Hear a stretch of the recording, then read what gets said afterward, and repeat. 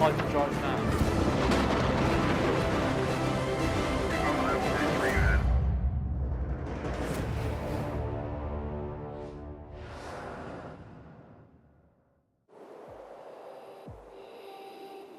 Un campeón se crea a partir de su entorno.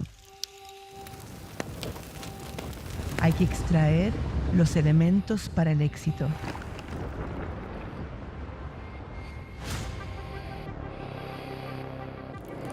Para luego fusionarlos con presión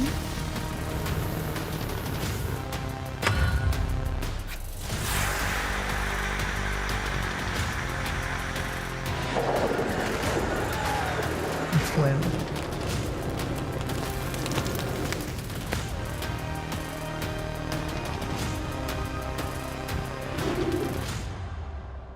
Solo así se forjará un campeón. Esto es el Copper X Prix.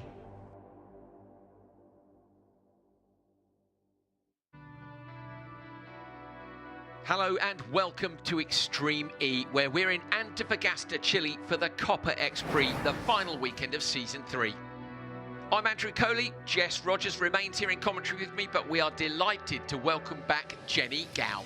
Thanks, Andrew. It's nice to be back. Well, with double the amount of racing this year, Season 3 has been the biggest yet, and the fight for the title has never been closer. As we enter the final day of competition, two teams are still in with a chance of being crowned 2023 Extreme E champions. Extreme E races with a purpose: to protect our planet by highlighting areas affected by climate change and celebrating the people fighting the issues that face us all. At the forefront of our race for the planet are 20 of the fastest off-road drivers in motorsport, and each team has a gender-equal driver pairing. The teams have driven the Odyssey 21 race machines through tough terrain this season, but it all comes down to this. Who will take the crown and become Season 3 champions? We started this year in Saudi Arabia. Sand and rocks were the terrain. It was a brilliant start to the season for Veloce Racing and Acciona Science as they won rounds 1 and 2. Next up was Scotland. Mud and rocks was the terrain, and the winner of race 1 was X44 Vida Carbon Racing, and Veloce took race 2. Next up, the location was Sardinia in Italy, where Rosberg X Racing won both race 1 and 2. It was wildfires the theme for the weekend.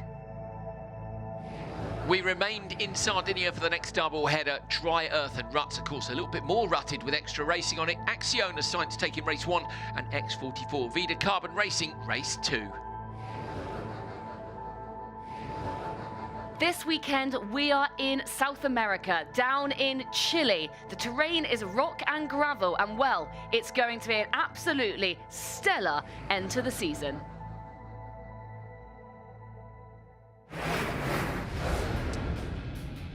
Well, there we go then. That is the backdrop for this year's season finale, the Copper X Prix round 10 of 2023. We weren't sure if we get to this one with a title fight still on our hands, but we very much have got. Super close yesterday. We came here with 3 points between the teams. We've got 6 points between the top two. It is on. The championship fight is on, with 5 teams still in contention going into the Copper X Prix. The season kicked off in Neom, and the brand new course on the shores of the Red Sea was quick to catch out Andretti. Roll in the background, that's the Andretti machine's gone over again! RXR dominated the final, but a last-minute penalty for speeding in the slow zone saw them drop to 3rd, as Veloce took top honours in Saudi Arabia. Round 2 and Andretti's woes continued. No, not again! A 3rd roll for Andretti! As Acciona Science claimed a first ever race win, tying them at the top with Veloce on 46 points. Rounds 3 and 4 took the teams to Scotland, with an abandoned coal mine and future hydroelectric power plant the backdrop for one of the most dramatic events so far. Contact to the roll! Absolutely huge crash! Oh, and RXR off the side of the road! Johan Christopherson! Things were looking up for Andretti when they crossed the line in first. But a penalty for a switch zone infringement saw them drop to second, allowing X44 to take the win and move up to third. It was a drama-filled qualifying at round 4. Oh, Kilmore into the barrier on the inside line. Scheider goes in really hard, and that's Anderson. Veloce maintained their composure once again to take a second win of the season and reclaim the top spot. Round 5 saw the series return to Sardinia, with the stunning Italian island hosting one of the most remarkable comebacks in Extreme E history. The RXR's going fully off-road, straight through the bushes on the outside of the track. After an early crash, RXR climbed back up the field, crossing the line in second, but a penalty for GMC Hummer EV Chip Ganassi Racing meant they were promoted to the race win. The following day, RXR continued their domination in Italy. Christopherson comes from the back of the pack to the lead. To close to within 4 points of championship leaders Acciona Sainz. As teams returned to Sardinia for round 7, the top 3 title contenders all made it through to the final, but with RXR suffering tech issues and Veloce blinded after their windscreen wipers failed, Taylor can't see, someone needs to tell her to stop. Acciona Sainz sailed away to win the Island X Prix and extend their lead at the top. At round 8, it was Acciona Sainz's turn for tech problems as they failed to make it through to the final along with Veloce Racing. This allowed RXR to secure second place behind X44. All that meant our top 3 were separated by just 21 points, with 5 teams still in the hunt for the title when we arrived in Chile. And with the championship on the line, there was plenty of drama still to come. On a roll! The number 99's gone over the... Oh, massive hit! And a roll! Come the final, and it was our championship protagonists laying it all on the line. Acciona Sainz took an early narrow lead, but lost out to RXR in the switch zone. Despite the unrelenting pressure, Rosberg X Racing held on to take the win and the lead in the championship. But who will take the Season 3 crown? Well, let's remind you of the standings then. As you've seen everything go before that, you should know it by now. It is Acciona Sainz who are second in the championship. And these are the standings going into yesterday. So let's just update you, because it's RXR leading the way on 164 points. And then it's Acciona Sainz on 158 points. So there's just a matter of 6 points between those 2 teams. And those are the 2 teams who can take the championship today. So that's what you need to know. And these are the people who are round 9 winners. They won yesterday. Can they do it again today? Well, let's throw down to Laura Winter. Finishing first today, of course, it's great for the championship. It's the 3rd win of the year. It was a nice battle with Matthias, and then Michaela had a nice battle with Laia. Yeah, started off a bit tricky in Q1, but then had a good Q2 and was amazing fights with Johan and Matthias, and going into the switch, and the party trick he did there was exciting. He did his small mistake, so I could close the gap going into switch zone. And then I knew he was having to go to switch bay 5, which is the furthest away, so I decided to go on the right-hand side to try to brake late and yeah, have a freeway going into my switch bay together side by side with Matthias, and yeah, put Michaela in the best possible position. Laia was super quick, so just tried to keep her behind me, and it's good to bring home the win for the team. New day tomorrow, important points for the championship, but still very open. I think it's also strong from Rosberg X Racing to be in the championship fights for the 3 seasons that the Extreme E has been. So yeah, that's always great to be up there. But now we face the same kind of last day of the championship tomorrow, which is always great to have that experience together before. Hopefully we'll have a little bit better result this time than we had last year.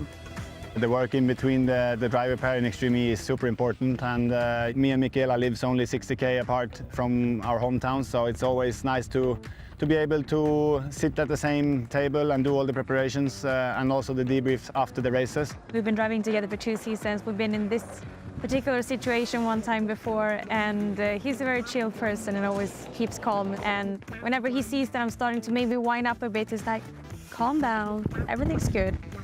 There is some really fast teams and fast drivers out there, so We just have to try and improve every small detail that we can, and of course tomorrow is going to be exciting. I think you always want to win, no matter if we had the end of the season like we had last year. So of course it would mean a lot to win.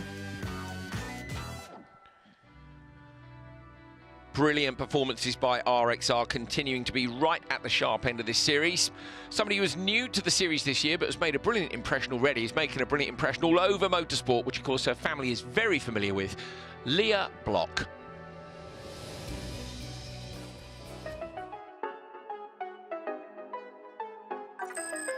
I'm Leah Block and I race for Carl Cox Motorsports. I was born in California, but I grew up in Utah, and Utah is a very outdoorsy state, I would say. So I did a lot of mountain biking, a lot of different sports, a lot of skiing, snowboarding. I think I definitely tried every sport, and I didn't really make my way to motorsports until I was about 10 years old.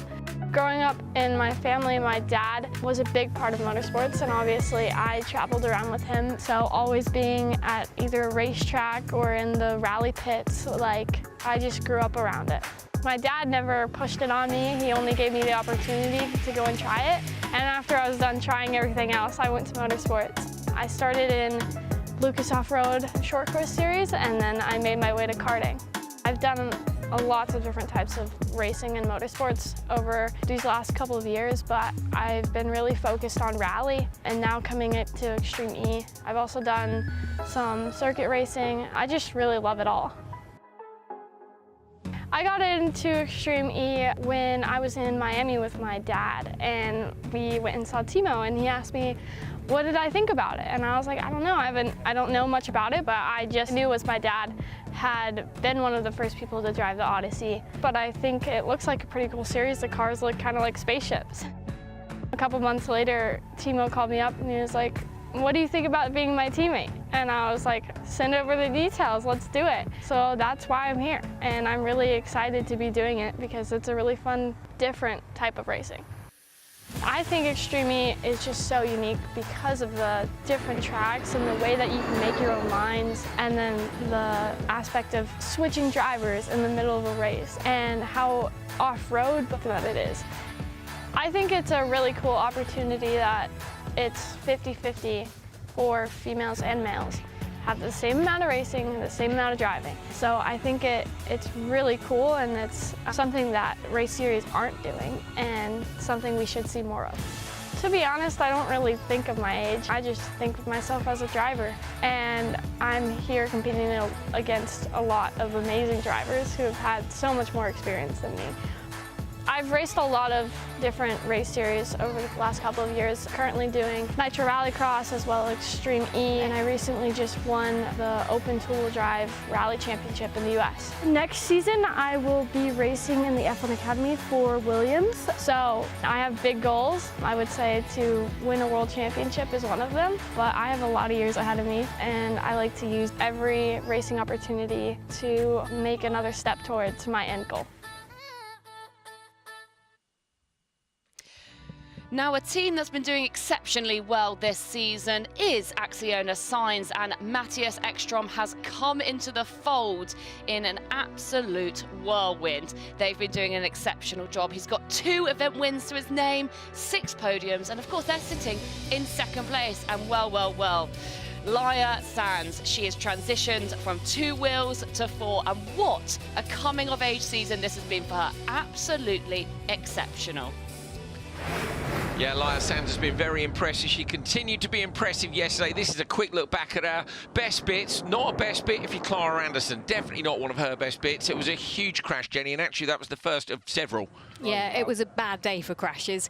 They've managed to get that championship car up and running, and a lot of work's gone on overnight for all the teams, but Laia Sands had a really good, strong start to what could have been a really uncomfortable day for them after an electrical problem. Yeah, uncomfortable day for Katie Munnings with this big crash. Unfortunately, Andretti not able to take part today. The Andretti Autokila machine too badly damaged.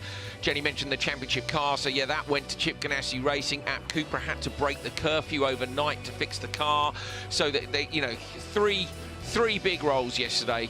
Luckily, you say everybody okay. Katie, I believe, a little bit sore, Jess, but she's in the paddock today. Yeah, that's what we hear, and we send her our best wishes for sure. Real shame for Andretti overall this year, and not to see them do better this weekend, because we know they would have wanted to finish on a high. I feel like they've been really unlucky again. You know, they've had a couple of seasons. First year, everything. That was Leah Block, by the way. That's the kind of late braking that's easy for me to say. She's going to need when she goes into F1 Academy. She does that, Jenny. She'll be absolutely flying.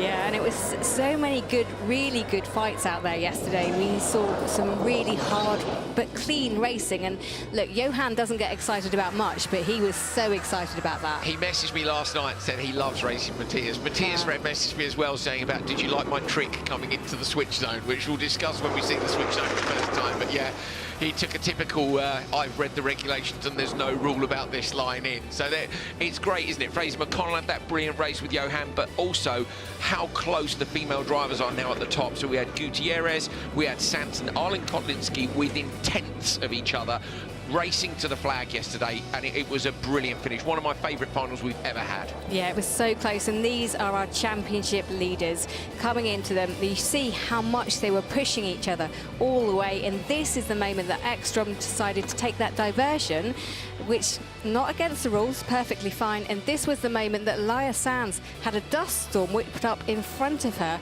and that led to them just being slightly late out of release for the switch zone. Yeah, it was a shame, wasn't it? It meant they lost the lead, and that was how they finished. Look how close it was. Arlen Kotlinski from Sanz, and then Christina Gutierrez. That's what it meant. OK, let's take a look at the championship standings this morning. You saw them earlier on from yesterday. Coming into this weekend, these are the updated standings after that exceptional win for RXR yesterday. 6 points between the top two, Rosberg X Racing and Acciona Sites.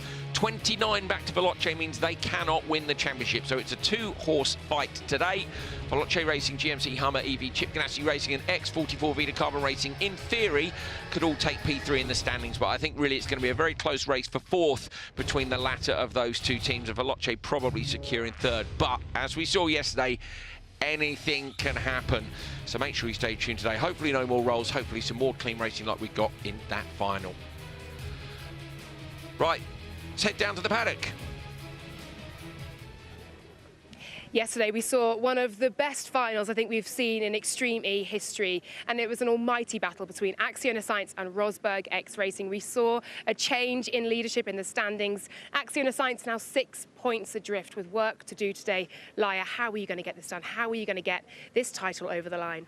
Well, yeah, yesterday, after all, we can be happy because in the Q1 we look like out of the final. So at the end it was not a too bad day. Of course, it's a bittersweet because you know the victory in the final was so close. But we will give it all today. We've been a bit unlucky yesterday, so let's do not any mistakes and try to get the victory. It's the only way to get the title. It was a real topsy-turvy day for you guys, but then in the final we saw that moment in the switch zone for you where the sudden wind and the sand came through and you couldn't see when to go. How have you guys ironed that out in case that does happen again today? It's out of your control, of course. Yeah, but you know, we speak about how to do it in case it happen again. You know, you learn from every situation here in Extreme E. Every day you learn new things, new situations. So yeah, we are improving.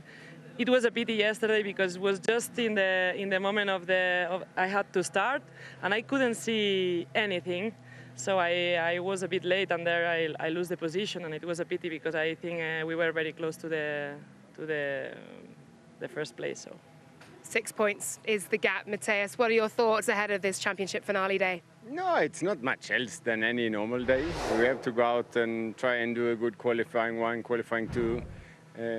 Hopefully be in the final and again have a clean race. But it's difficult because it's so many moments and you never get surprised what can happen. I mean, yesterday you have to say that probably I had a little bit of an advantage going into the switchway with a little shortcut, but then the gain was lost with the wind that came. So again, you never know what's coming up, but we will do our best all day long. Plenty of moving parts in Extreme E and certainly on our finale today. Thanks both so much. Best of luck to you. Thank you. Well, this is the map of the track that they will take on, 3 kilometres, and you saw the dust kicked up yesterday in the afternoon. It got very windy. We'll start today with it being a little bit quieter and expect it to ramp up as we go through the day, Andrew. Yeah, very much. It was dry and dusty towards the end of the day yesterday. They do damp the track down just that little bit. There's that Continental Traction Challenge, 2 points up for grabs there. Absolutely crucial. Remember, the gap at the top is only 6. You get 1 for each of your wins in the sessions. That would be 4. I think it's just important to note, as we said, I think yesterday, as long as both these two teams are in the same final, we will race for the championship this afternoon. If RXR were to make the grand final and Acciona Science don't, then it's game over. Absolutely. Well, that is our track for the grand final. The scene is set. But if you're new to Extreme E, firstly, where have you been? But take a look at this for how this crazy event works.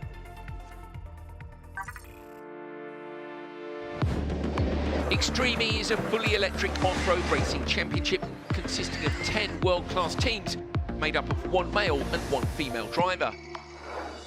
In each session, both drivers will compete behind the wheel of the Odyssey 21 electric SUV, with a driver changeover, the switch, halfway through. Each driver gets an Inno or hyperdrive boost in every session, and there are bonus points for the fastest team through the Continental Traction Challenge section of the course. First up, it's qualifying, where everybody races twice in a bid to finish as high as possible in the qualifying standings. Then it's time to earn some championship points. From qualifying, the bottom 5 teams go into the redemption race, while the top 5 proceed to the grand final and compete to win the Prix and lift the trophy. It's a season-long battle, 10 rounds, 1 champion. Wow, you can see the wind is still pretty blowy out there. Conditions at the moment, 18 degrees? Yeah, about 10 degrees hotter in the afternoon as the sun gets up a little bit higher. They'll hope that breeze stays there to keep the dust away, but of course yesterday it didn't work, did it, in Acciona Science's favour, with it blowing right across the switch zone just when they didn't need it. We are about to get going. It's championship day in Chile, round 10 of Extreme E. Head down to the paddock and have a catch up with the drivers. Hello and good morning. Round 10 of the Antofagasta Minerals Copper Prix. Welcome down to the paddock. The sun is shining and it's getting hotter and hotter. A fair bit of wind out here as well. And we have got a championship finale for you. A 2-horse race between Acciona Science and Rosberg's X Racing to bring you just 6 points in it, but plenty of battles throughout the grid as well. McLaren certainly want to be in the mix today. Heather, coming to you, looking great in McLaren colours, I have to say. How much are you enjoying this first weekend with the team?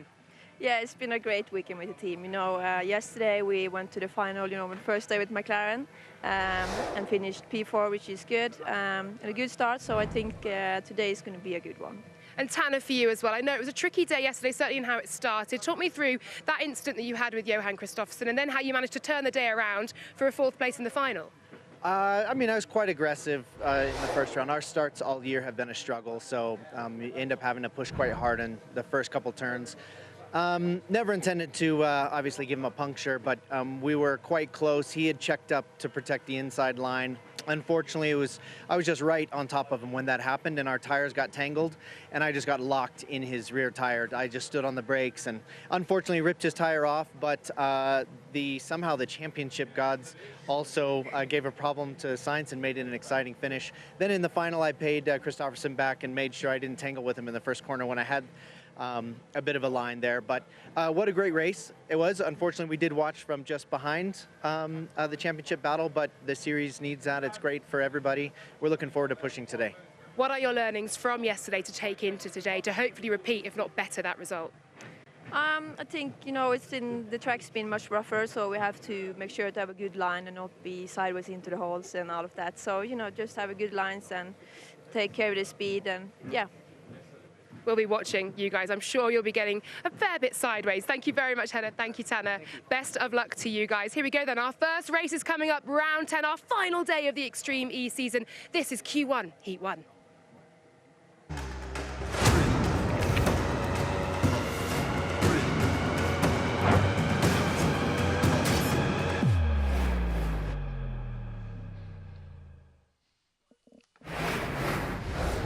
hopefully you're ready, because we certainly are. We've got an amazing lineup of both of these heats coming for you, and look at the moon just still in the sky. It's 9:25 local time, and it's colder than I said. It's actually 10 degrees, and you can see that because they're all got their coats on, they're all shivering. I made it sound like a lovely day down there, and they're sunbathing. It'll be lovely later. It will be lovely later. Talking of lovely, wasn't it? Tanner Faust, what a gentleman, explaining what happened yesterday at the start of the race. So not ideal for him and Johan, but actually it worked out all right for them in the end. We're going to go down to that red tent, the Vodafone Command Centre.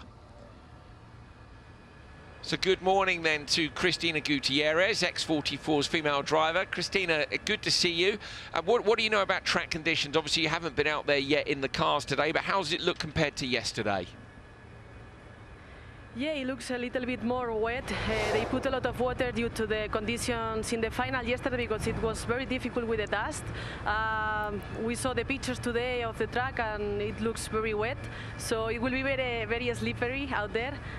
We will see what happens, but it will be very, very challenging. I was going to say, how well did you all sleep last night? Because these are challenging conditions and you've got to do it all again today. Yeah, for sure. It's another race, another day, and we will do our best as always, and we will try to win everything.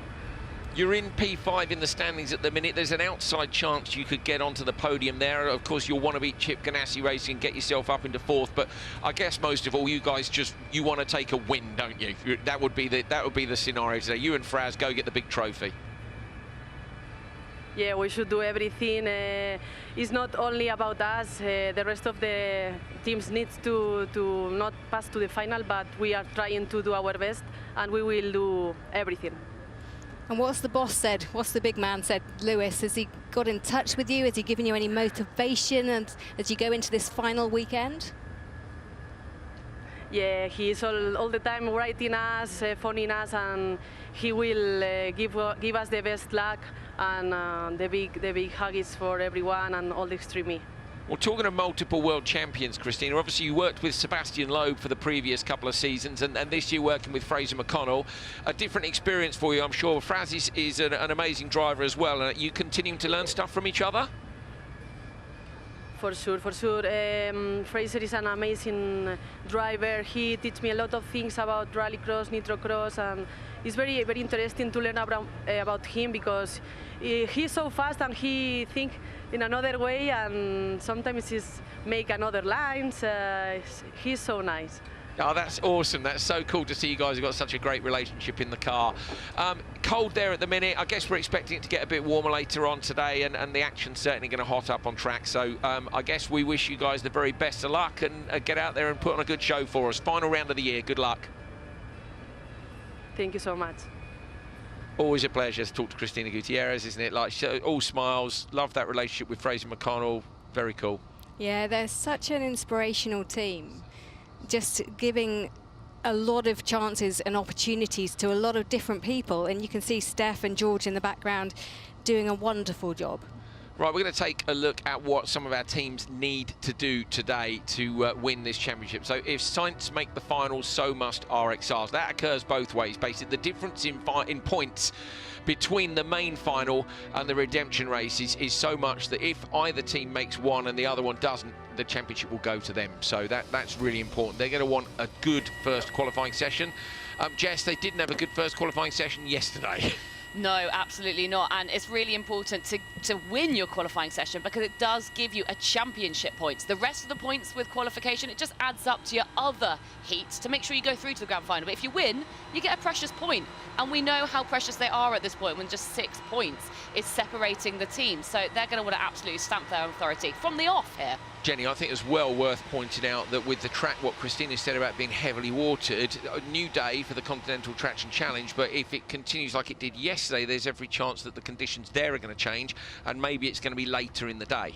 Yeah, it might well be. I tell you what, though, they're going to have their buckets of water at the ready. They're going to have to hope their windscreen wipers are working well, because we saw a lot of people really suffering with lack of vision.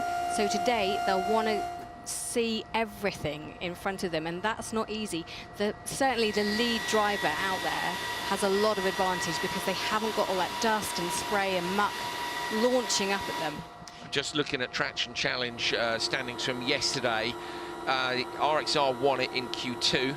The second fastest time was Q1 for X44, the next two cars Q2. So basically the top 7 times were all done in the qualifying sessions. I think this is a bit wet. I'll be surprised if it doesn't get beaten later on today, but it depends if they water the track again. Only McLaren improved in the grand final and GMC Hummer EV Chip Ganassi Racing in the redemption race, but they had such shocking days earlier on that that was pretty likely. Yeah. Got 5 amazing cars ready to go, and this is the final day of the Copper X Prix.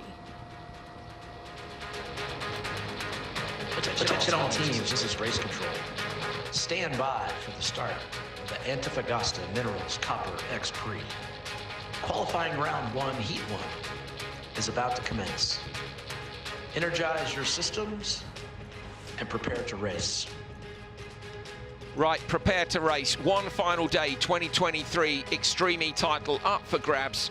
RXR are in this one, and Acciona Science will be in the next. They just both want a clean race. I reckon either would be happy with the top 3. Yes, an extra championship point. RXR maybe don't need that quite so much, but let's see. Yep, and we've got 5 cars in this round 1 qualifying in heat 1. This is how they line up, and it's going to be spicy, this one. It really is. They're all out for blood. They want to absolutely go out hard here.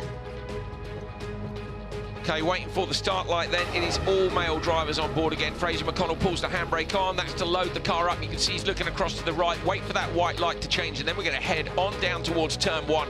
RXR will want to stay out of trouble compared to yesterday. Wait for the light, wait for the wheel spin to go, then everybody's used their Renault Hyperdrive. McConnell was the latest to go on that. R.J. Anderson moves across and squeezes Johan Kristoffersen. Kristoffersen has not got a good start here. He's P5 out of everyone. What's going to happen in turn 1? 4 cars wide, backward on the inside. Tanner Faust's going to get the whole shot. R.J. Anderson is going to make it an American one too. Jamaica in P3 for Fraser McConnell. Backward P4, and Kristoffersen is at the back of the pack. Now, Johan has kept that super safe. That's not where he wants to be. He would have been hoping, I think, there would be carnage in front of him and he'd have the chance to go through. JBXC there, a little bit of damage to the back of the oyster shell, just releasing off of that, so they've obviously had a bit of contact there. Johan Kristoffersen at the back of that group, circling, just waiting to pounce. Yeah, he needs to find some passes here. He's on backward now, so he gets better exit speed than backward. Right in behind him, almost has to check up. He couldn't be that close if the clamshell was still on the back of the JBXE machine. Remember yesterday when Edstrom lost the rear of the science machine, they actually had a piece of wiring pull off, so it is a problem. Up the inside, Kristoffersen makes his first pass. That's P5 into P4. He's passed backward. His next target is McConnell. He managed to pass on McConnell yesterday, but it wasn't easy. So Faust leads us for McLaren at the moment. It's the Hummer EV in 2nd place, and you can just see in 3rd place, Fraser McConnell is being hunted down by RXR. They've got the windscreen wipers on already, not too bad at the front, but they're spraying all the time to make sure that visibility is good. And RXR are just 3 seconds behind, but they're closing in and they're making the pass on the inside line. Yeah, bad bounce there. I reckon that's the same bounce that maybe caught out Clara yesterday. Do you remember there's a couple of big bumps on the way down towards the finish line, side by side over the jump. Kristoffersen up to P3. This is what you do on championship day. Don't panic at the start, get everything wrong and break the car. You need to keep a clear head and try to fight your way through the field. You don't win 6 World Rallycross Championships without being a master of this kind of thing. So he's up to P3. I think you take that as a finish, but I don't think he's done yet. I don't think he'll take that as a finish in any form. I think that the GMC Hummer are trying to take a better line than Faust in the McLaren. They're both sliding all over the shop at the moment, and it's actually RXR who are making up the most amount of room. Yeah, he was pushing hard, wasn't he? Anderson took an alternate line on the previous corner, ran out and hit the mud berm on the outside, so Anderson's lost a bit of time. Kristoffersen coming over the crest there with a little bit of opposite lock on. Look at him, he's in full hunt mode. I love just how chilled he is. He literally looks like he's driving down to the shops to pick up a few groceries. And here he is, absolutely sending it in this machine. He said it earlier on, they've been in the title fight all 3 years. You have to focus on that. That consistency over 3 seasons with 2 different co-drivers is incredible from the team. Yeah, and keeping the whole team relaxed. He spoke about that yesterday, about how important it is for everyone to come at it together and for the willing mentality to shine through. You can just see the dust plumes down there as well. Bit of dirt on the camera lens as well, just to add to the jeopardy, but they're nicely spaced out now. the 2 laps for the guys, and then they'll come in and hand over to our female drivers to do 2 laps as well. And look how tidy Kristoffersson is as he comes through that final corner. He'll be late on the brakes here, and they'll split off to the right-hand side to head into the switch zone. There they go. So on the brakes, Faust comes in the lead. Brilliant job by him. Kristoffersson up the inside on the braking zone down. He gets along, in fact, he gets past. He passes R.J. Anderson on the brakes into the switch zone, P5 to P2. That chevron there with the Extreme E signs on the back, that's the Ekstrom chevron. That went in overnight thanks to his little trickery yesterday. I love it. And Kristoffersson, as you said, made up a lot of places there. And he did such a good late break. And the others all, I think, just thought, well, this is the switch zone. And they hammered on that and made up that space. And if you're new to Extreme E, well, this is the switch. It's drama-filled from the beginning in Extreme E, and this is the female drivers slotting in. All the male drivers has done 2 laps each, and it's 2 laps to go in this qualifying one, Heat 1. And let's look at a replay of the overtake from RXR on X44. So this was, yeah, Kristoffersson up the inside. He's passing on it. You can hear him in the background passing on a bit of information to Michaela Arlen-Kotlinski. Side by side, nice pass on Fraz, super clean. And then, as I say, he managed to get RJ at the end. Something I noticed, they've got a chock underneath the rear wheel. Now, that's to stop the drivers needing to use a handbrake on it. But the team that I saw, there it is. You see it's got a rope on it, and that means you can pull it from outside the switch zone if you need to. Meaning you don't need another member of staff in there to pull the chock at the back. You don't need to take it out of the car to go anyway. They head out in P2. So now then, it's Hedda Hozos from Arlen Kotlinski, Amanda Sorensen, Cristina Gutierrez, and Tamara Molinaro for JBXE. Very close between them. Hyperdrive from Hozos to give herself some breathing space. Sorensen's done the same thing. Arlen Kotlinski hasn't. Will that give Sorensen a chance to pass on the exit? It hasn't, so Arlen Kotlinski's got an Inoa Hyperdrive in reserve. And they used this tactic yesterday as well, guarding that time, defending, and using that Inoa Hyperdrive just at the end of the lap. So let's see what they happen. But look, they're challenging straight away is Amanda Sorensen, and she's trying to get back to 3rd place. Yeah, Sorensen's got nothing to lose, has she? Which is not an ideal situation for Arlen Kotlinski. She doesn't want people who are willing to take risks. I agree. Great racing, but she won't want risk takers right in behind her. She's going to want to get after Hedda Hozos. Hozos making a great debut weekend with McLaren. She won't give up the place easily, but obviously an Inoa Hyperdrive is a big advantage for Arlen Kotlinski as well. She now needs to emulate Kristoffersson's just chilled attitude, close the gap down, wait for your opportunity, get it done. So Arlen Kotlinski 1 second behind Hedda Hozos as they race up to the top of the ridge. Let's see if they take any air coming here. No, but this is the rutted area, the bit that can hold the water, and they're kicking up stones as they go through that section. Yeah, less water than yesterday, Jenny. Do you remember that was puddled up, and there are other places on the course that they must have recognised that was overwatered yesterday. Track crew doing a brilliant job to make sure it's in great condition for 2 days racing. Arlen Kotlinski moves to the left-hand side of the track. Now over the crest. Watch through this left-hander. This was a place where Johan was definitely making up time. They're smooth on the way in. Don't pitch the car in too hard. Hozos is impressing me this weekend. This is the best performance we've seen from her in Extreme E. Yeah, and she had that incident yesterday where she had contact, but she's absolutely focused on what she needs to do over the finish line for the first time, taking that air. Can Arlen Kotlinski close up that gap at all? Hozos is going to try her hardest to stay out there in front. And look at the traction challenge. RXR leading the way, 2 points up for grabs. You know, a hyperdrive is a thing that's I'm interested in seeing here. Where does it get engaged by Arlen Kotlinski? She is now within striking distance. Hozos clips that. We need to watch for that berm. That could have a tyre off a rim later on today. Hozos gets sideways. She knows the RXR machine is in the mirrors big time now. Can RXR go from P5 at the start through to P1? If they can, it's a perfect start on championship day. Hozos there now edges it out a few tenths on the exit. She's still driving really well. There's that wet section of track. Now is where I expect to see the Inoa Hyperdrive engaged by RXR as they come down the second crest here onto the straight. That's where I'd use it if I was looking for a pass. But yeah, I'd use it later on. It depends if you're aiming for the traction challenge or for the pass with it. That's true. 0.98 back. I think she's too far back to use it there. But they've got that traction challenge at the moment, so Hozos is doing a really good job out in front, leading the way. RXR are going to try and close that gap, and you can visibly see it closing as they go over the edge and down this drop. Still close, look, just a second between them. It's going to be right at the end of the lap then for the Inoa Hyperdrive. Arlen Kotlinski's kept it in her pocket the whole way through. There's this long straight. You can see the finish tantalisingly close at the bottom of the hill. It's a right and a few lefts away.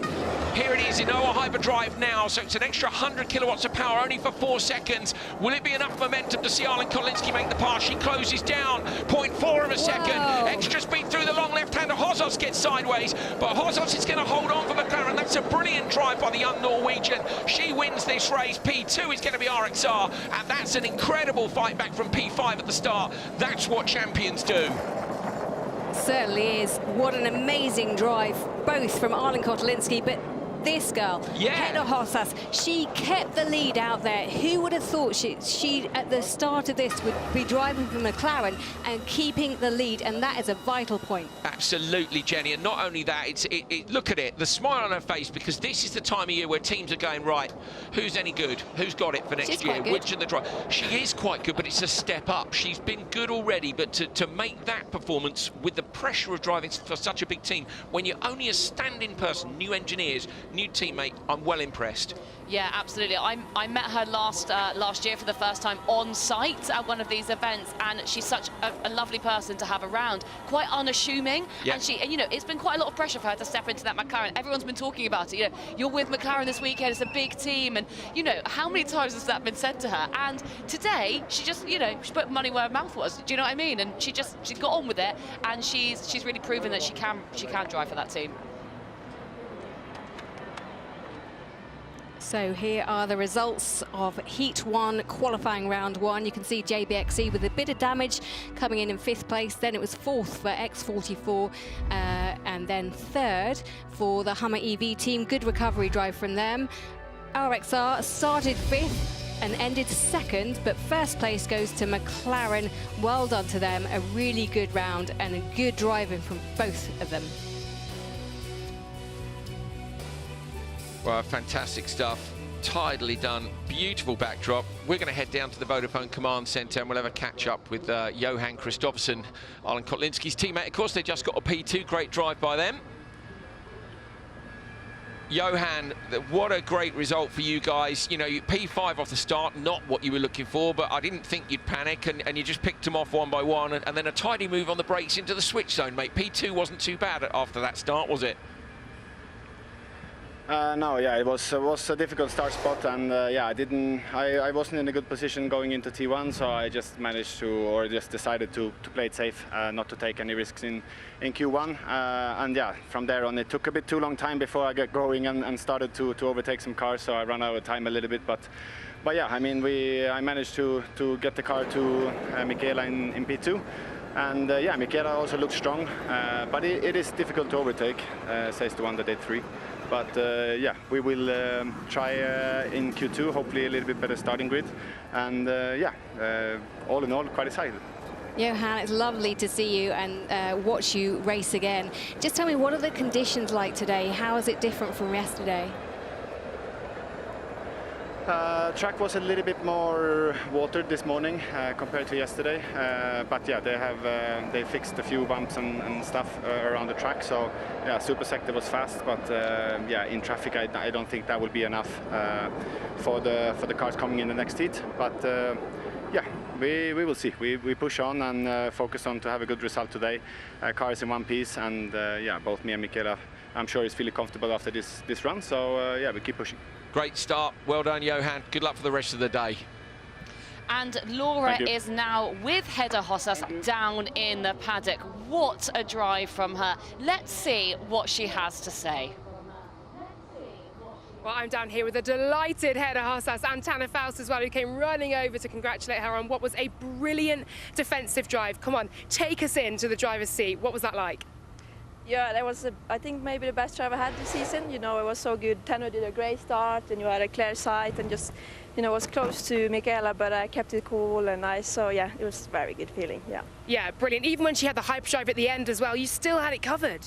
Yeah, I just heard cover, and I just did. So yeah, it was amazing. Yeah. You absolutely did cover it. Tanner, a great start from you as well to get out front, keep it clean, get out there and get the job done and give, as we say, Hedda the best possible chance to defend and pick up an all-important win.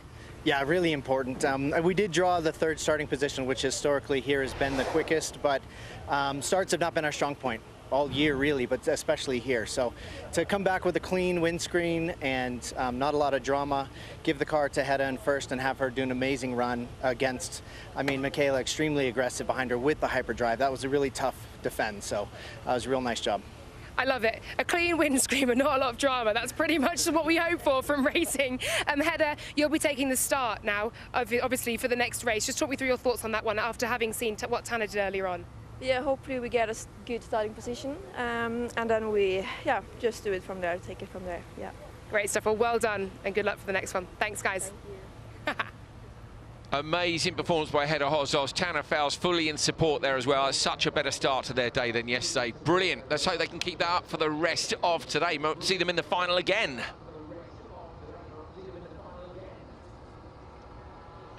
Right, we'll have a look back at the action from Q1 Heat 1. Faust in the middle of the grid. Interesting what Johan said, was it not a good starting position, and he really did go backwards off the line.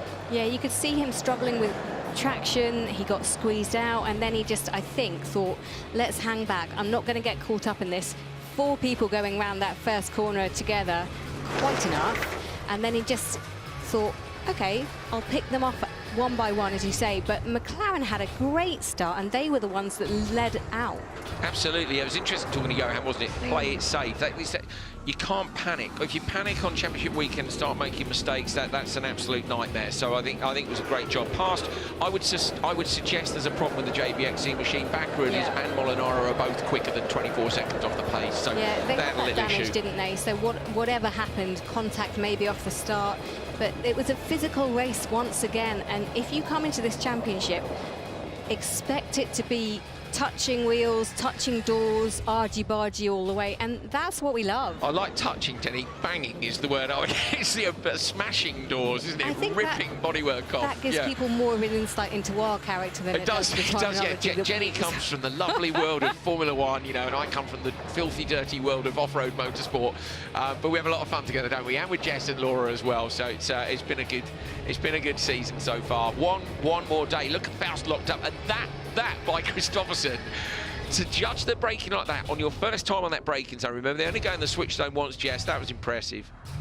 Wasn't it just? I mean, if there was someone that I would like to take me for a drive and I feel completely in control, it's Johan Kristoffersson. That man is like nothing I have ever seen. He's so calm, and he's like a secret little assassin back there, just picking them off one by one, and you just knew he was going to do it, right? I've been lucky enough to sit with Johan a few times, and it's just incredible. It really is. He's a race of champions in a truck in Saudi Arabia, and then in a Skoda Fabia on studded tyres on an ice track. And what's really fascinating is you get in the car and you think it'll immediately be full send.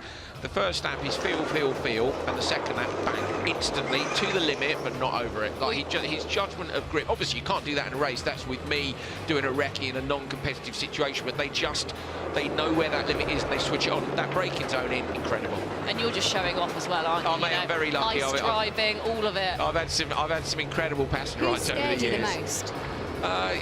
It's usually national level drivers that scare you. When you sit with proper professional drivers at the highest level, they know exactly what they're doing, and there's no fear because you know they're not going to make any mistakes. So yeah, amazing. RXR with it a lot to do then. They have the lead in the championship, couldn't get the lead in this race though. It did go down to Neon McLaren and Hedda Hozos bringing it home. A stunning drive from Faust and Hozos to finish the first race in place 1. Now, Extreme E is a championship which goes far beyond just racing, always striving to raise awareness of the bigger climate issues that our planet is facing. The championship shines a light on the solutions that are out there, and through the Count Us In initiative, the ways in which all of us in our daily lives can do small steps to make a difference. Now, this round focuses on food waste. Let's take a look at how Count Us In works. The Count Us In Challenge has been inviting everyone to take steps to combat climate change and improve lives, with drivers leading by example at every race. At the season launch in Neom, teams were invited to plant trees, which are essential at retaining water and promoting biodiversity in desert locations like Saudi Arabia. While a Hydro X Prix in Scotland highlighted the importance of volunteering to support communities with a visit to a local school. In Sardinia, for rounds 5 and 6, the focus shifted to using less plastic, highlighted by the paddock-wide ban on single-use plastics. While rounds 7 and 8 saw teams promote cycling on the Italian island as a way of reducing air pollution while boosting health and well-being. The season finale in Chile will focus on food and the importance of reducing waste that would otherwise go to landfill, proving that everyone can contribute to a cleaner, greener planet.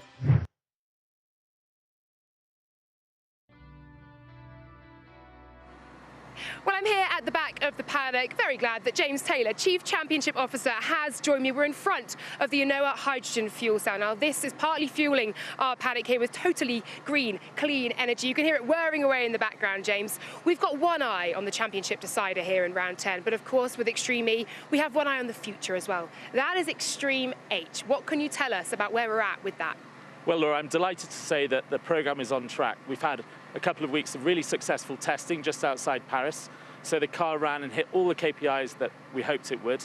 And then the next phase is to go into even more intense testing on an off-road course just outside Paris as well for the next few months before going into the production phase in Q2. Oh, it's an amazing story to follow. Why the move from electrical to hydrogen? Well, Alejandro Gag, when he set up Extreme E 10 years ago, certainly moved the world forward in terms of the way that cars can be run. I think hydrogen is the next stage beyond that. We need to continue to innovate, and we believe hydrogen is the future. And your final thoughts about this year, and also a nod, of course, to next year as well?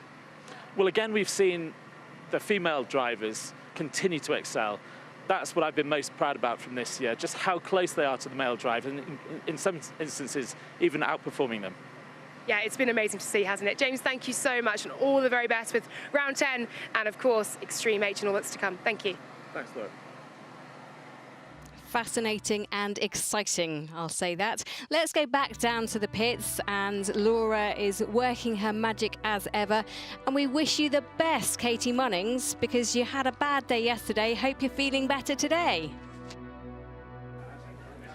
Behind me, you can see the Andretti car. Obviously, they are not taking part in this round 10, our final day of Extreme E. And I've got Katie Munnings alongside me here, who had a huge incident yesterday.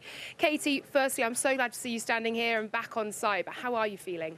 Yeah, I'm okay, thank you. Feel like I've been in the washing machine a bit, but yeah, I think it's to be expected after a crash like that. It was pretty big. Just glad that, everything's okay, everyone's okay after it. Shows how strong the cars are, I guess. Yeah, the cars are so robust, but also so are you. And to be back here on site the next day as well and talking to me, we really appreciate it. How do you reflect on yesterday, the pace, the early pace that you did have? Yeah, I mean, it was going great, for us, having a P2 in the first quali and then, not trying anything special. I was in P3 off the second restart of that race and thought that would be enough normally to get into the final. To be honest, it all happened so quick yesterday. I think the car in front had a problem and they were sort of in the middle of the track, but I was of high speed. It was like 130 kilometers an hour coming up there over a kind of blind crest. I didn't know that they had a problem at that time. I think they kind of they turned into the racing line that I was sort of on. I think they were probably maybe trying to pull off the track at that time, but with all the dust splashes, water splashes, you don't see anything. And the first thing I knew was that I realised how slow they were going when I was on the back of their car. So it was one of those nightmare crashes that you don't want to see happen. And unfortunately, it was us that were on the receiving end of that yesterday. But it was a real shame. There wasn't anything that I could do. By the time I realised they had a problem, I was on top of it. And I think the main thing is that, Molly's okay as well. Obviously, it must have been pretty rough for her to be put in a position where you're in a car that is in a high-speed section of track and you're kind of vulnerable. It's not nice either. So, we'll be back strong. Of course, it's so rubbish to end a weekend like this and to end the season like this, for sure. I would love to be racing today. There was just so much work to be done and it wasn't feasible to get it done for today. But massive thanks to the team as always that are, putting in the work and making sure that we've got a really solid start to next year, putting in the work now. We're already planning ahead and thinking of how we can find an edge, so we'll definitely be back stronger. Oh, I'm sure you will, and thank you so much, Katie, for taking the time to chat to us today. We're really glad you're okay. Thank you. Well, absolutely brilliant to see that Katie's doing okay, but really sad for Andretti this weekend. But let's take a look at our event site. Now, you can see some icons floating above various places. Now, the Extreme E uses the Anoa hydrogen fuel system to create its own carbon-free energy on site. And this is used to charge the race car batteries and supporting power units at every single event. And the water that is generated as a byproduct from on-site hydrogen fuel generators is used to clean the cars. Now, on event, also, we currently create enough solar energy to 100% service the power needs of TV, camera and equipment on course. Well, it's quite a lot that goes on to this event, and Laura Winter is down in the paddock for the pre-race interviews. Well, even by Extreme E's wild standards, yesterday was pretty dramatic, and one of the drivers involved in one of the big hits we saw yesterday was Clara Anderson. And I'm very pleased that you're standing here, and not just that, this Swedish Viking next to me not feeling any pain either. You guys are hard as nails. Yeah, no, I was a bit surprised when I woke up this morning. I don't feel anything, so now I'm just so happy for the team that they've done such a big effort to get the car on the start line today, and we're just happy to be out racing for the last time this season. Yeah, obviously you weren't able to take part in the redemption race. Repairs going on through the night. I'm not sure how much sleep they've had back here, but what are you looking forward to today? What have you taken from yesterday that you can implement now? I mean, the speed was so nice. In Q1 I felt one of the quickest that I've felt in this car, and I'm so excited to go out and show what we can do once again. And to be honest, we're just happy to get another chance. Yesterday was tough for everyone, and we're happy that me and the car are again in one piece. So yeah, super excited for today. We're glad you're okay. We're glad the car's okay, and good luck to Adrian as well, our newcomer here for this weekend. Thank you, Clara. Well, good news for App Cooper. They will be taking part in today. Andretti Tequila. As you can see, we have a closed tent here. Katie Munnings with a huge hit yesterday as well. They will not be taking part today. Too much damage to the car, and we wish them well, and we'll see them for next season. Veloce equally unable to get off the line in the final. It was a DNF though. Kevin Hansen alongside me, and look, you had a tough day yesterday, Kevin. You weren't feeling super well. I saw you at one point. I thought, my goodness me, how is he getting in a car? How is he racing here? How are you feeling now, and how is the car? Well, thank you for asking. I'm much better today. I think it's the altitude and the dryness here caught me out, so I had to seek a lot of medical attention between Q1 and Q2. Such a great medical team here at Extreme E. So, I mean, I broke my back in this championship, and they took such great care of me. And again, the medical team is just fantastic. And with an extreme championship like this, that's what you need. And the car is back together as well. We're ready with full power today. Yesterday, I went 10 kilometers an hour until waypoint 1 and I had to stop. So we're looking better today. And third in the championship as things stand, looking like you may stay there, but you've got to get the job done, haven't you? Yeah, for sure. I think we have too far gap to reach second, and down to the other two teams. There is a small chance, but in the end of the day, we're here to win the race today. We want to put the Vex Veloce Eon car on top today. That's what they deserve. All these guys working so hard, and all the partners and all the fans and all the token holders out there. So that's the goal for today. Glad to see you back to full health and the car back up there as well. Good luck today. Thanks so much, Kevin. Here we go then. It is time for our second race of the morning. This is Q1 Heat 2.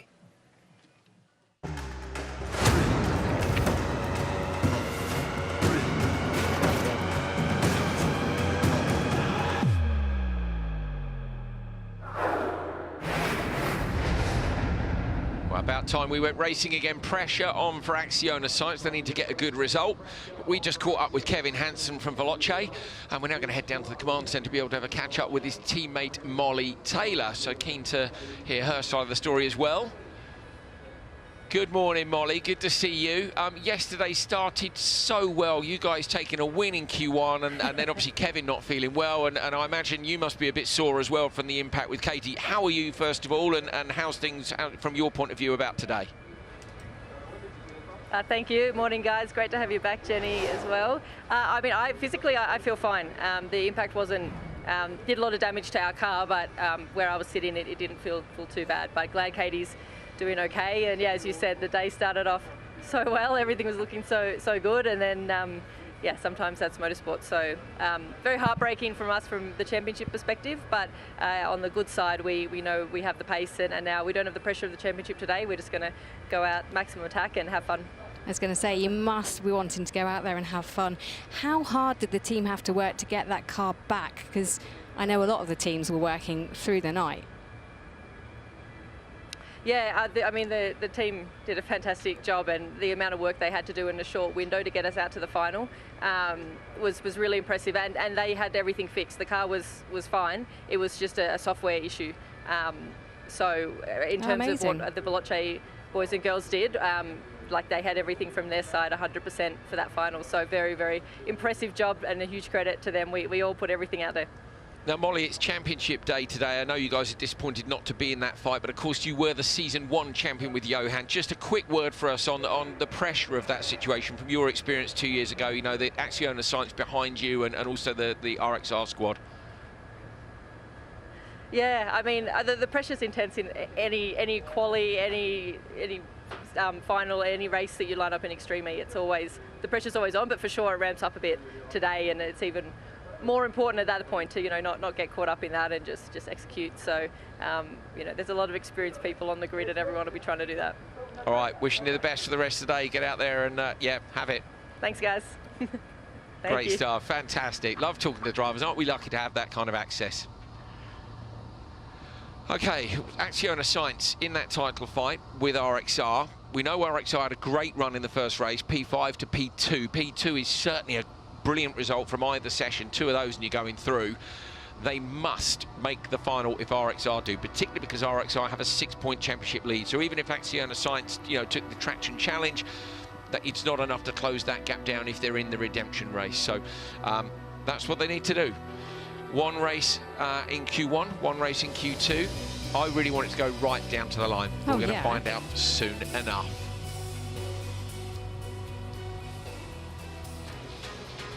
Attention all teams, this is race control. Stand by for the Antofagasta Minerals Copper X Prix. Qualifying round 1, heat 2 is about to commence. Energize your systems and prepare to race. They are energized. We are energized. I hope you are wherever you are watching this. This is qualifying round 1, heat 2. Only 4 cars go, but one of them is in the hunt for a championship, and that is Acciona Science. And this is how they line up. So we've got 4 teams in this race in Heat 2 of Qualifying 1. And on the right-hand side of your screen, it's Carl Cox Motorsport.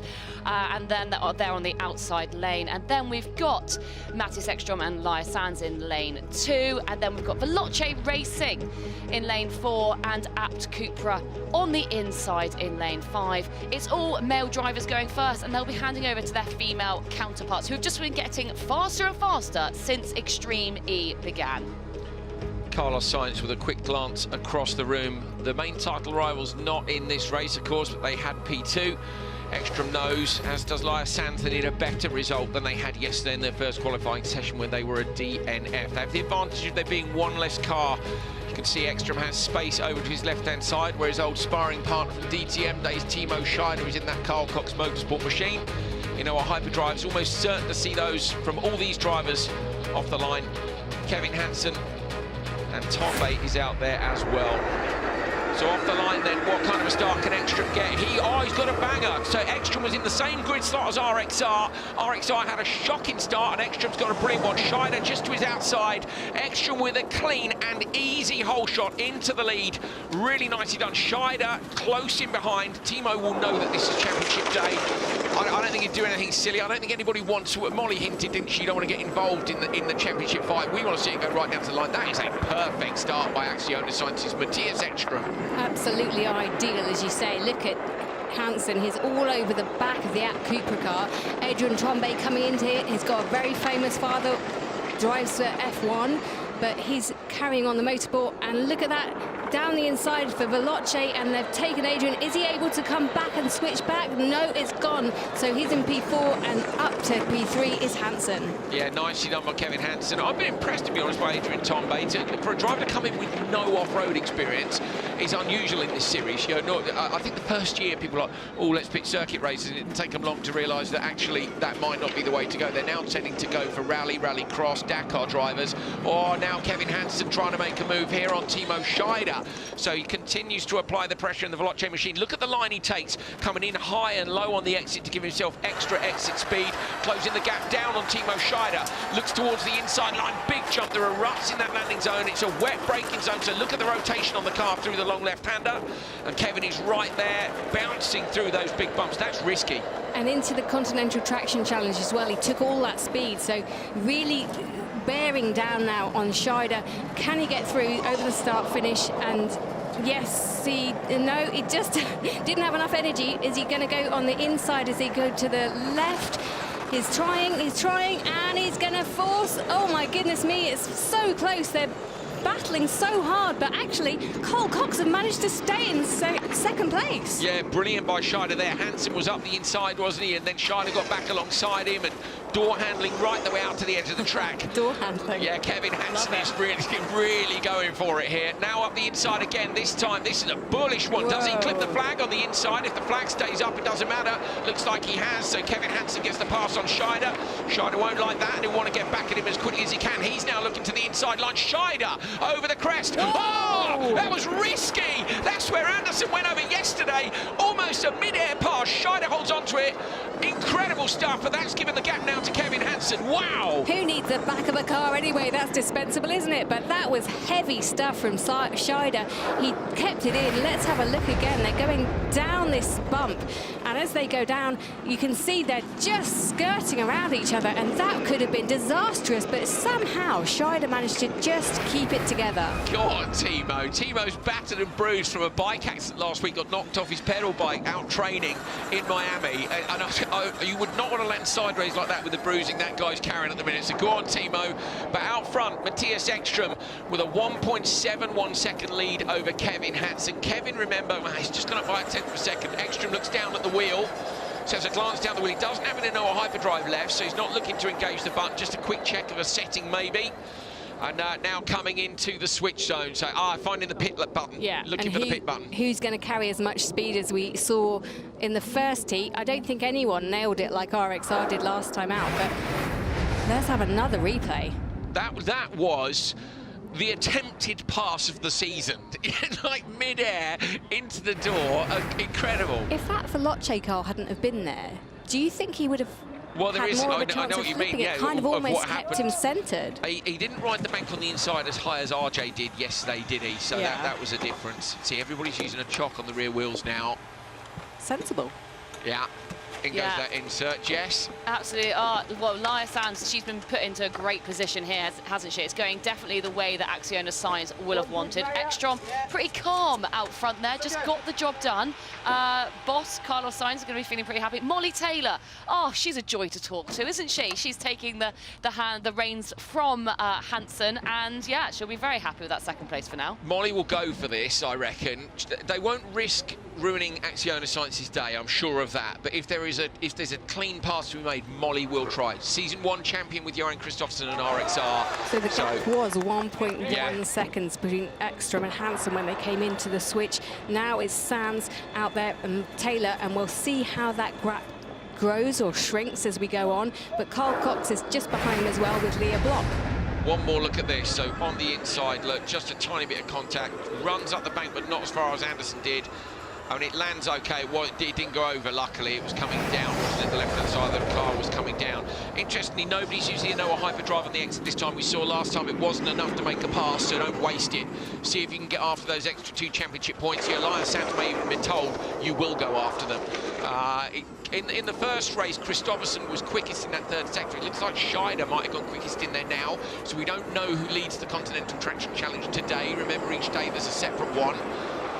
Go on, Veloce and Molly Taylor, they've closed the gap to within 1 second. They'd have DRS if they had an F1 car, but they'll just have to do it manually. Thank goodness for that, we say. And it's Taylor versus Sainz. They're on board with them. You can see the faces that they're putting to try and get these cars, these Odyssey 21s, through this gap into the Continental Traction Challenge. DRS in this series, Jenny, is just ripping the rear off the car, isn't it, as a general rule? RXR still at the top of the table, so even though Timo Scheider, of course, Leah hasn't been through that sector yet, so Scheider's got the fastest sector 3, but at the moment, of the teams who've completed it, RXR at the top. That would be another 2 points, but remember, that goes right to the last race of the day, so it's not a done deal until the checkered flag falls. And so close between them as well, only almost 3/10 between them, so there's plenty of margin to close that gap. Out of the Continental Traction Challenge now, it's still Sainz ahead of Molly Taylor. They're coming round for the end of the first lap. They'll take another lap. Remember, there's a point on offer for the winner of this. There's 2 points on offer for the Continental Traction Challenge throughout the day, and a whole bundle of championship points at the end. Yeah, I think worth saying, Jenny, of course, RXR were P2 in their race. If Acciona Sainz get P1 in this, they close the lead down from 6 points to 5. All those little things count once, of course, we see which, as long as they both qualify in the same final, this will go until the end of today. So that was going to be my next question. Did it matter where Sainz finished? RXR finished second. Would they like to finish first? Obviously they would. Yeah, oh, there's that rut again. That rut, as I say, you need to watch out for that as a driver. If you take the tyre off the rim, it's game over. So you may be going to adjust your line there, lose a couple of 2/10 through the corner and put the rut between the wheels rather than putting the rear left into it. Depends how time critical you are. See that big rock come out as well. You know, this is the randomness of Extreme E. It's one of the reasons I love off-road motorsport as much as I do, is track conditions change all the while. And to me, that challenges the drivers to a different level. Oh, look at that, the debris just on the right side. Yeah, that drag reduction wing in full force. So that shows how much the damage has been done to that car. But Leah Bloch is still in there for Carl Cox. She's in third place, then Taylor in second, Sainz in first place. Sam, sorry. Well, for Sainz, Sam's yes, for Sainz. It works, Jenny, don't worry about it. So a shout out for Sam's here. Jess mentioned this earlier on, coming from 2 wheels, traction challenge at the minute. Look, with Chubb, they're on the last lap now, so at the minute Rosberg X Racing on for those extra 2 points. Everybody using their Anoa hyperdrives. Leah Sams uses hers. Leah Bloch closing down now on Molly Taylor. Leah Bloch is right in there. I'll tell you what, Bloch and Hozos this weekend have had an absolutely fantastic performance. Shame Leah Bloch's off to F1, isn't it? Because she'd be high on your list of drivers you want to hire right now. But out front, Acciona Sainz's Leah Sands is going to come over the finish line and grab back a championship point in this crucial title battle today. It was 6 points, now it's down to 5. Acciona Sainz take the win in Q1 Heat 2. P2 goes to Molly Taylor and Kevin Hansen for Veloce. Leah Bloch closing that gap down from a couple of seconds to nothing at the end for Carl Cox Motorsport. I was just about to say about Leah Sands, Jess mentioned it, her transition from 2 wheels to 4 is complete for me this year. She's on the same pace as the very fastest females in this championship. Brilliant job. Well, it's almost complete. It'll be complete if they lift that trophy. Well, it would, yeah. And they're champions, wouldn't it? I mean, don't speak too soon, Andrew. In terms of performance, she's there, isn't she? Oh, wait, Leah's making a pass on the way in, look. Why not? We've got Matthias Ekström with Laura Winter. He will be very pleased, I'm sure. It's the perfect start to their day. Thank you very much, Andrew Coley. Matthias Ekström joining me. We're here in the Explorer Lounge. This is where we like to watch. We can actually hear ourselves back on the screens as well. Matthias, what did you make of that? A brilliant start from you and then a brilliant defence and maintenance from Leia. Yeah, I think she did a good job, and I had a clean start and just to try stay out of trouble. And I tried a little in the traction sector, but I felt I wasn't up for it now, so I will have to improve my game for the next quality. Well, look, you've got 1 point back for that win in that qualifying race. RXR have a provisional 2 points for the Conti Challenge as things stand. It's nip and tuck all the way, isn't it? Yeah, but that's a part of the game we all love here. And I mean, Johan and Michaela and the whole RXR team, they're doing a good job. We do also our best and try to give them a run for the money. Can I ask you about your chevron as well? We saw you taking a walk up to the switch zone. Of course, we saw what you did yesterday with a little shortcut through the switch zone. A very clever move, genius from yourself, but you now have a chevron named after you up there, don't you? Yeah, no, I think it's a part of the game. In motorsport, you have to read your regulation and try to have the track build up to your own advantage. And you have to be fair and say I discussed it with Andreas Backrud when we did the track walk. So it's just also a matter of if you can use it, you need to have the right timing. But it was quite funny that they managed to execute it yesterday and then they changed the track today. So all good. You're a very, very smart man. Thank you very much, Matthias. Best of luck. Cheers. Look at that, the wheel on the Acciona Science, that is the margin where you can end up winning or losing. Lyle just like, gonna need to do this up, lads. Absolutely a nod there, but let's take a look at the results then. Well, in 4th place, not the run that App Cooper would have wanted. In 3rd, Carl Cox Motorsport. In 2nd, very decent from Veloce indeed, but not quite as decent as Acciona Signs, who really have had perfect start to this round 10 here in Chile for our final round of the whole Extreme E season. Fantastic stuff from qualifying 1. 2 heat races went down, super clean compared to yesterday. We had loads of shunts yesterday. So good results for both Acciona Science and RXR in their fights to try and take this title today. X44 machine being returned to the paddock. Bit of work to do. Definitely some work to do on that Science steering wheel, Jenny. A little bit of work there. Also some work for the other damage that we saw. Car pieces littered around. They go into this big vat, don't they, to get recycled in the future. It's really clever.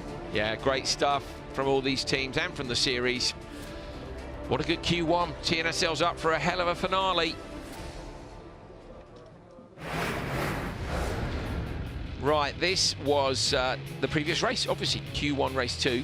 Bit of look at the start that Ekstrom got compared to Kristoffersson. Kristoffersson said bad start slot. Yeah, did track conditions change or did Ekstrom just hook it up better? Not even challenged into turn 1. In fact, unchallenged through the whole race. No one close enough to make contact. Really, it set Timo right at the very start. It does make me laugh when they say, "Oh, it was a bad grid slot," and then next out. It's a really good grid slot. Yeah, it's a good grid slot. It's definitely to do with the car, the driver. There's so many conditions that change. Track conditions, but obviously, yeah. Science had the better start there. Yeah. Ekstrom proving that he's got championship contender written all over him this year. Yeah, him and Johan. We were talking about this, Jenny, off air today. They have raced against each other in the World Rallycross Championship for many years, like 2014 through to 2020. Ekstrom did take a year off in the middle. Ekstrom won the World Championship in 2016. Johan's won it 6 times. But of those drivers, they just always have that little thing of read the regs, find the little sneaky thing to do. And yeah, they will have thought of everything for today. No stone would have been left unturned by either of them and by their relative teams and by association their teammates. Remember what Johan said, I live 60k from Michaela. We prep together, we debrief together. These are teams that are working hard to win this championship. This is Veloce and Carl Cox just having a real battle out there, and they did terrific battle. Look how hard Hansen was pushing all the way and running toe-to-toe. Absolutely. It was hard racing, wasn't it? You'd like to know if anybody's gone across to somebody else's tent and gone, I'll have a word. I don't think so. I mean, and that from Scheider, go on, mate. I mean, that's effort, isn't it? Absolutely, 100%. You can see Ekstrom here. His eyes are so focused. This is when they come into the switch zone, trying to think of anything they can to try and help their partner to propel them up the order, whatever it might be. This is Laya Sands getting in the car, Ekstrom out. They had a little conflab, passing around some of the information that they've gained on those important 2 laps and then taking out to the circuit. Laya Sands has been so impressive this season. I love watching her. I love watching her on 4 wheels. And as you said before, Jess, she's elevated herself up to being a premier 4-wheel driver now. Yeah, absolutely. She really has, and it's just a class act, isn't she, from beginning to end. And her partnership with Ekstrom, because they were new this year together, it was senior Carlos Sainz before that, who's been watching on. Great stuff, yeah, taking the win here, an extra championship point, the gap down to just 5. It's going to be close. I hope we get a clean Q2. I want this to go right to the end of today. I'm feeling the adrenaline, excited. And we know those guys down there will be as well. Okay, Timo Scheider in that last race, Carl Cox Motorsport with, I think we just described it as the pass attempt of the year. He's the most bruised man in the paddock, and he's just had quite the ride. He's with Laura. It could have been the move of the season, the move of Extreme E in all of its history, Timo. It didn't quite come off. Talk me through what was going on. You've only just been able to watch it back as well. Well, we had like a couple of moments, I have to say. He passed me after the finish jump. I passed him again after waypoint 1. So, and then we had some contact 4-5. He sent me wide, and I tried to make a wide line to make an undercut again to waypoint 8. And I knew it will be tight, so I was like really squeezing into it, and I clipped the inside, and I jumped actually on top of him, kind of. So it was a rough one, but this is racing. I love it. It is racing, and you definitely had your elbows out there. What are you thinking moving into our second qualifying race? Well, the car was pretty good, so I was really, really happy with the car. So we have been quick. We could keep the gap to Matthias, actually, except the contact we had with Hansen. It would have been a pretty good race, and as far as I know, we have been quickest in the Continental Traction Challenge sector, which is also very important for points. So we keep on going from here. Thanks very much, Timo. You're more than welcome. Good luck. Timo, what a legend. All smiles, isn't he? He knew, and it was a great fight, obviously, between them. And you can see Leah Sands is... Sorry, I'm getting myself confused Liars now. and Leahs. I know what to do. Leah Block is in the background. She's in at Carl Cox Racing, and actually, she went fastest of anyone in Sector 2. She absolutely blitzed it, and it was... I heard him say that they thought they were faster now in the Traction Challenge, so we need to just have a look at those results and see if actually, because Leah Cox went faster, she's Leah Block. I'm sorry, Leah. I mean, she's probably hearing all of this and thinking, why can she not get my name right? She wasn't here last year, but look at this. Yeah, so have a look at this. It can be to do with a quick release mechanism. There are bolts between that and then between the hub that it sits on as well. Normally a ring of 6 bolts around the inside of the wheel. Obviously, if it comes off, it's an absolute disaster. But from a driver confidence point of view, it's horrible. That's your one connection with the steering, with the car. You get so much feel back through the wheel. Some of that feels something like Carlos Sainz having a look himself, having a check. Yeah, you're going to have to do this, lads. I love it when Papa Sainz comes in. He's disappointed in the steering wheel. Oh, I don't want to be that steering wheel. No. Oh, who would Amazing. want Papa Sainz to be disappointed with you? Goodness me, I wouldn't want him to look at me the way he looked at that steering wheel, I can tell you that. No. Leah Block, fastest in Sector 2, Jenny. Well spotted. That is a brilliant, brilliant performance.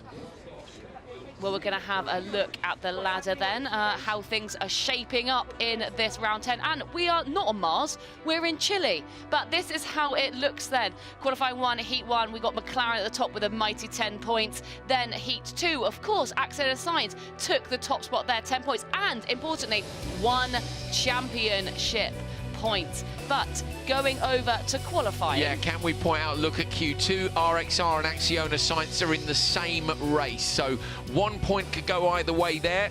They'll want to be defending against that, but you got Scheider and Block, who we've seen are super quick. We've got McConnell and Gutierrez for X44 as well. That 4 cars, but it's not an easy one.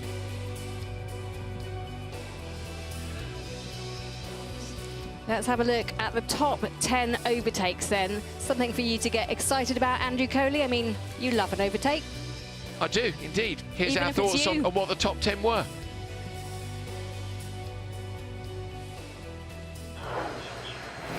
We've had some brilliant racing in Extreme E this season. These are 10 of our favourite passes. Now, this one was a bit unusual. Nasser Al-Attiyah going over in the App Cupra, and Tanner Faust making his way underneath the car. We'll call it an overtake, that's fine. Johan Kristoffersson, round 1 in Neon. This was a brilliant move. He let everybody run wide. He's in P5 at this point, straightens the car out, finds the traction, engages the Inoa hyperdrive, and by turn 2, he slammed the door in the face of Ekstrom and Kevin Hansen. Brilliant. Ekstrom in Sardinia, grand final, round the outside. Watch this, he slots off to the left-hand side of a bush, which nobody's used that line all day long, and into the lead. Whole shot down at turn 2. Fantastic. Forces Timo Scheider out wide. Ekstrom, bit of a genius. The Hydro X Prix in Scotland, we saw mixed conditions. Timmy Hansen heading up the inside of Fraser McConnell, making the pass, just running the Jamaican a little bit wide. This, for me, was one of the passes of the season. Tanner Faust, the American driver, going all the way around the outside in ultra-slippery muddy conditions in Scotland again, that time on Ekstrom. On board here with Kevin Hansen, Fraser McConnell in front of him. Hansen goes late on the brakes. Quite an aggressive block pass, but sometimes that's what you've got to do to get it done. Arlen Kotlinski, another block pass on Katie Munnings. This one ended up with Munnings upside down. Here we're seeing Munnings versus Amanda Sorensen. Up the inside, right at the end of the race. A little bit of wheel bashing, but Munnings, the British driver, with a great pass right at the finish line. Kevin Hansen coming out from an alternate line that nobody had used successfully all day long, slotting up the inside of Timo Scheider on the exit. A great move by the Swede. And finally, this incredible move by Laia Sanz on Arlen Kotlinski right at the line. We really have seen some incredible action this season. Make sure you go to Extreme E's YouTube channel to vote on your favourite overtake of the year. It really has been exceptional. So get over to that, and we're about to take a look, just as Carlos Sainz is looking very intently at something, we're going to look at our Zenith Dream Team for this round, and that is taking the fastest time of each male and female driver. But goodness me, the mechanics and the team at Axio Sainz definitely being put under a little bit of pressure there. It's championship day. Yeah, it's championship day. Like every single little bit. Look at Laia in the background. She's checking out the data and so on. Yeah, Ekstrom looking over things. Look, get the steering wheel tightened up first of all, but great to see Carlos Sainz there taking such a part in that as well.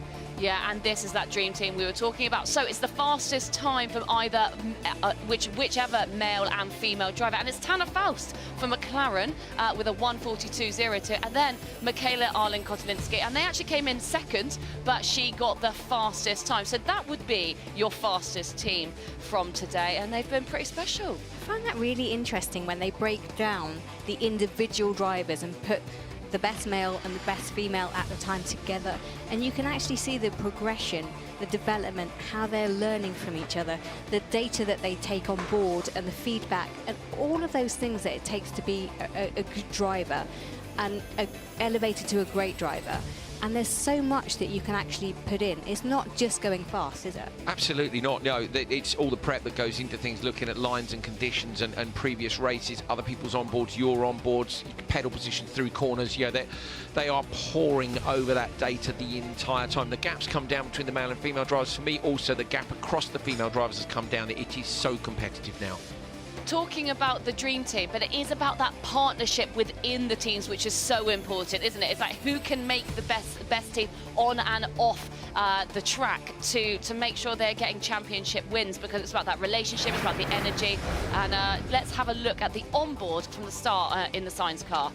Yeah, so look at that, just immediately a car length on Kevin Hansen. Then it's about at what point you put the Innova hyperdrive in. We've mentioned this a lot, I know. There is no point in adding an extra 100 kilowatts of power when you have wheel spin. So as the driver, you judge the point at which the tyres are hooked up, and that's the point at which the RPM is rising at the same time as the speed. If the RPM's rising more quickly, that means your wheels are spinning at 100 kilowatts, and you just get more wheel spin. So when it's hooked up, you hit it, and then you can use all of that and just peel out down that straight. And it's interesting being on board with Ekstrom, because you can see the lines he's taking, how close he's getting to the waypoint markers, how he's driving around some of the puddles and avoiding some of those very large loose stones, which can actually, as you say, take the rim off. So that it's very careful. Yeah, and getting the wheel as straight as you can, as quick as you can, Jenny. Then you get the best traction on the exit. So they're coming over the crest. You saw him run out wide, use all the road, straighten the wheel out, and get that traction. There's R.J. Anderson for the number 99 Chip Ganassi Racing Hummer EV. All the cars in the paddock this weekend carrying a tribute to Kyle LeDuc as well. So well done to the teams for that. Great driver, greatly missed. There's Amanda Sorensen in the background too. This is what we mean. All these teams together, look, engineers, spotters, looking at it all. Laura is down with Laia Sanz. Laia Sanz joining me now, and a perfect start for Axio Sainz, but we did see some steering issues for you there. Just talk us through what that was, how it felt, and whether that's going to be fixed in time for qualifying too. Yeah, of course. Luckily, it's not important. It's not a big issue. Just at the beginning, I get a bit afraid to have a puncture because I had a strange feeling. But then I see that I had no problem, so I could push and take the win. We're happy. At the end, we need to be focused on ourselves. If we do our job, we can win. So we will try it. You've nicked one championship point back as well with that win earlier on. How are you feeling heading into our second race here? Yeah, but for the moment they have the traction challenge that now to improve it is so hard because it's so rough, the track, so it will be really tough to improve that. But the only way is to get to the final and win the final. That's the only way. Oh, it's going to be an amazing day, isn't it? I'm so excited for you, Laia. Thanks very much. Best of luck to you. There we go, a thumbs up from Laya Sands and a thumbs up from us here. Thanks to Laura Winter and the entire team down the ground, Jess Rogers and Jenny Gao as well. That is Q1 done and dusted here in Chile. Antofagasta, the finale of the 2023 season. We came into today just 6 points apart. We're down to 5, and 2 of these teams are going up against each other in the same race in Q2. RXR versus Acciona Science. Jenny, can't wait. Yeah, it's going to be immense. As you say, RXR going head-to-head with Acciona Science. That's the second heat of the second qualifying session. And as we say, it's all to play for between those 2 teams. And they will both be desperate to be champions. Only one can do it. And make sure you join us later when we see who it will be.